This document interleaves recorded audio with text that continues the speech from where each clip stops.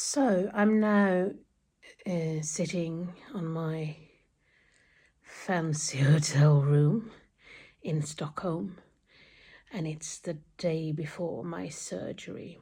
I have just had the last thing to eat before my surgery. So yeah. I was upgraded. To a better room, so it's a really fancy room. It's really nice.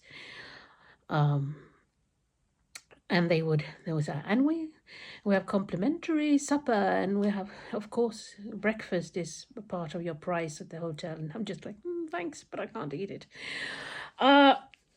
It doesn't matter. I thought I should talk a bit about why I am doing this surgery. Why am I having a gastric bypass surgery? And why haven't I done it before? I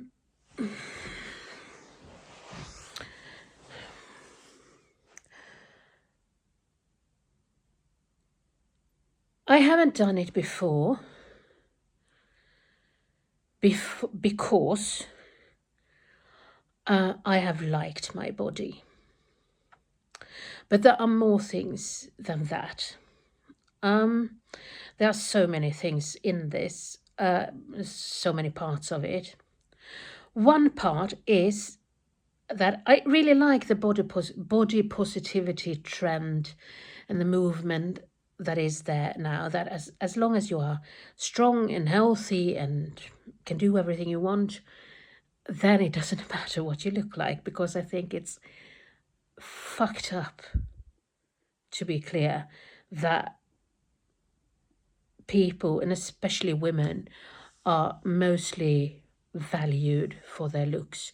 And it is getting better, but it's still there.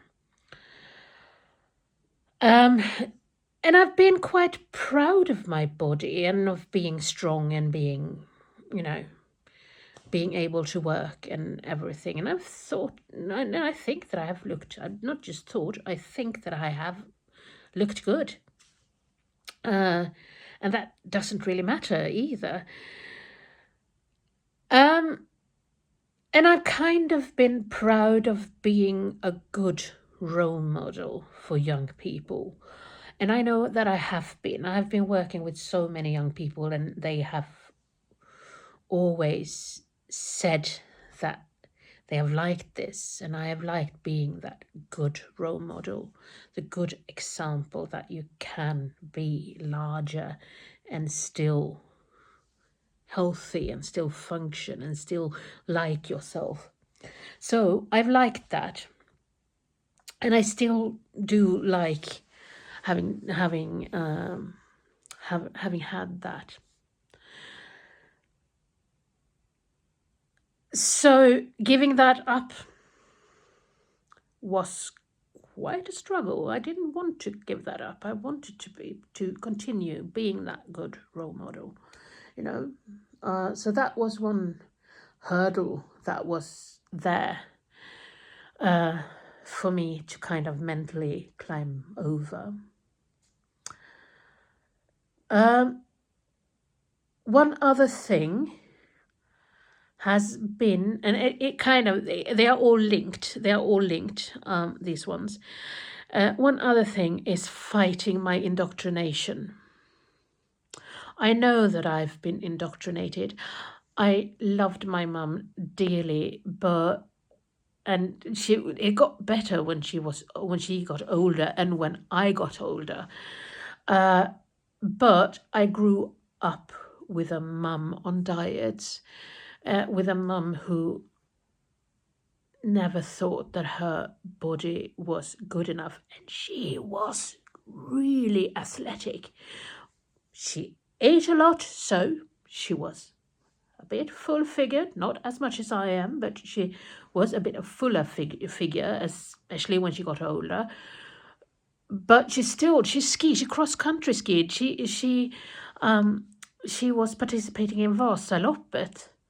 That's 90 kilometers ski race, and she did that 20 times. She started 22 times and she finished them 20 times.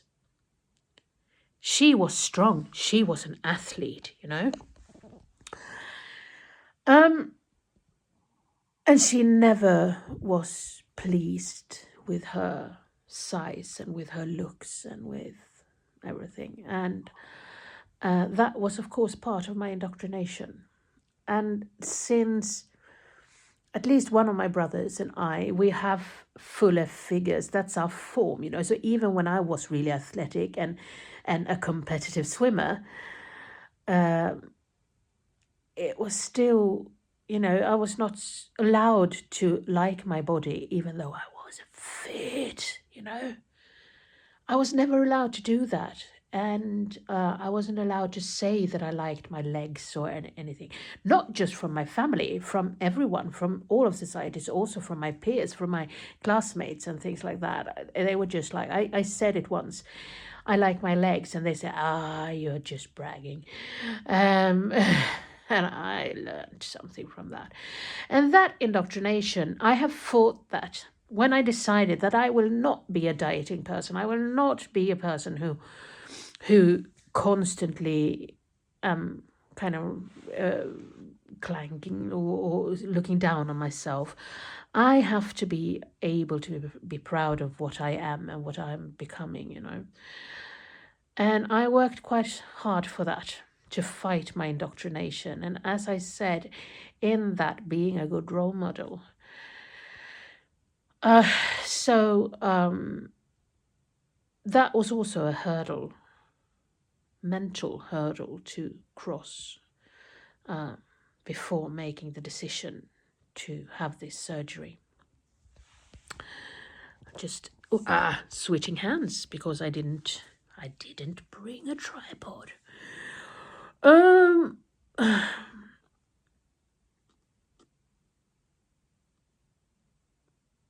The third hurdle, it is the sense, and it also comes from society, from my mum, from more people, but it is the sense that this kind of surgery is cheating.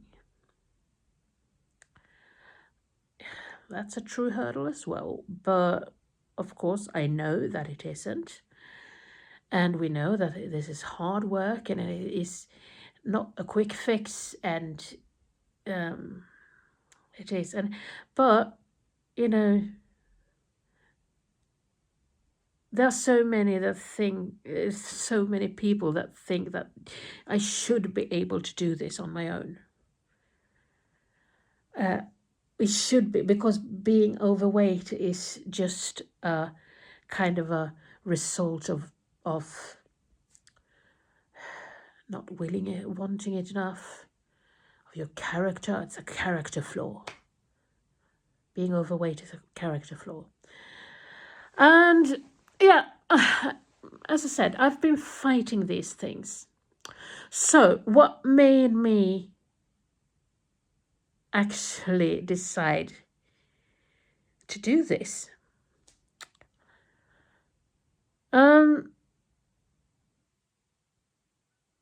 In the autumn of 2021, that is a year and a half ago, for the job I had then, I was it was taking part of an art piece that question where they asked me, how long do you think that you will be alive? How many years do you think that you still have here on Earth? And that was a question that hit me quite hard. I'm turning 50 now, in a couple of months. And my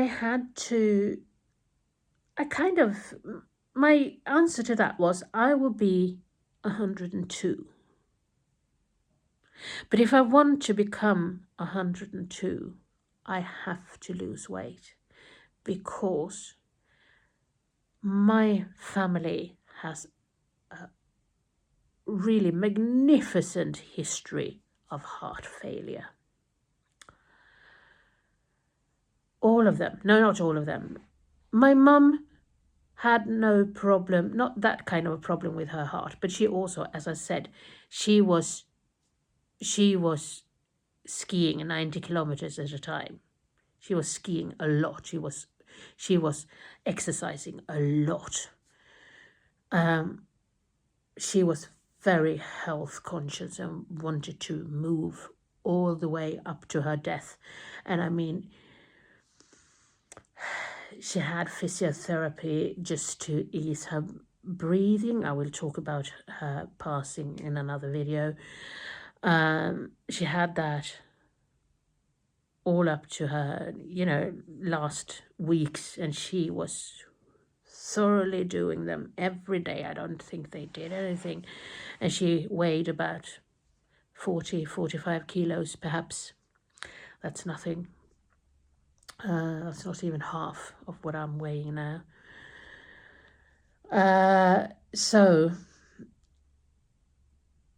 But apart from her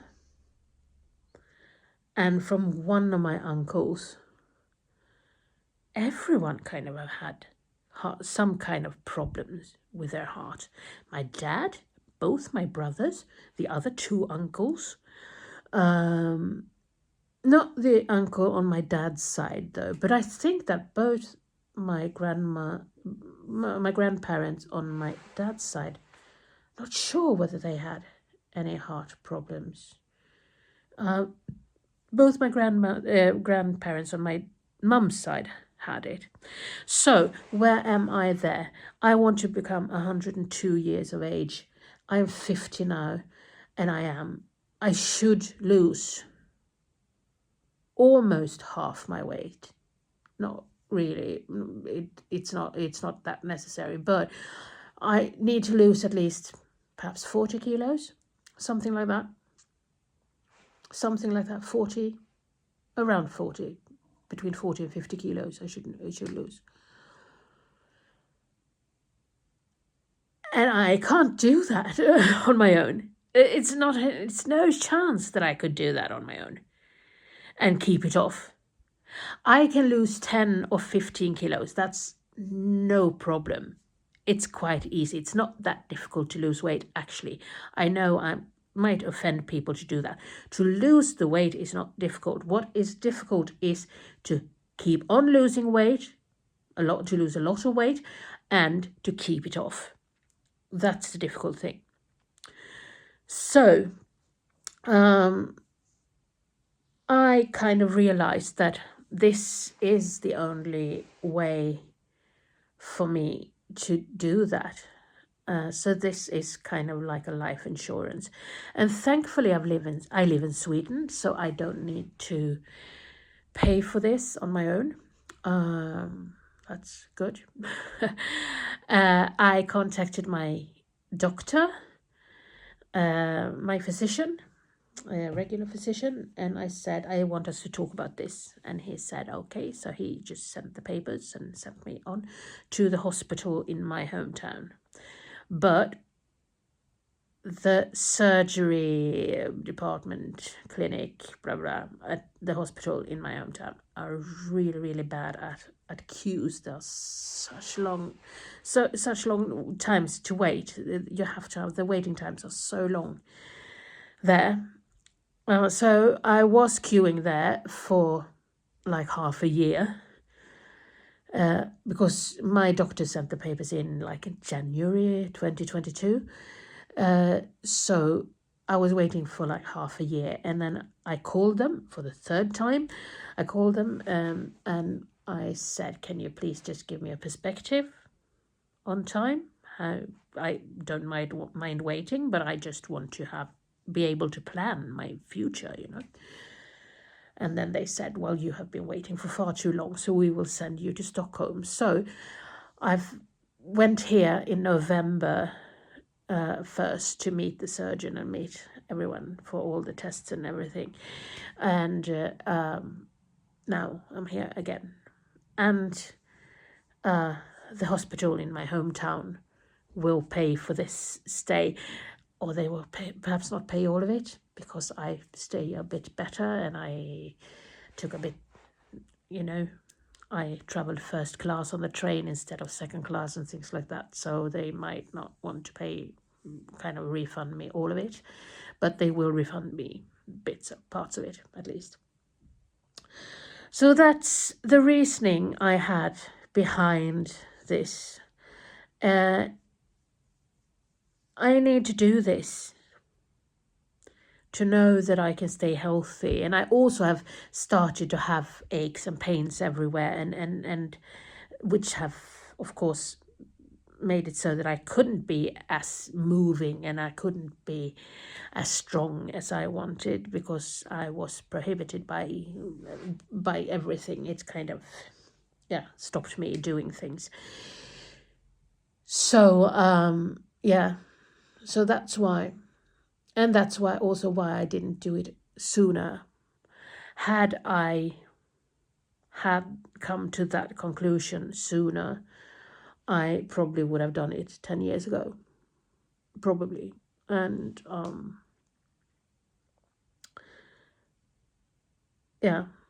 but I didn't. So now at 50 I do this, and I intend for this to just be halfway in my life. That's all for today.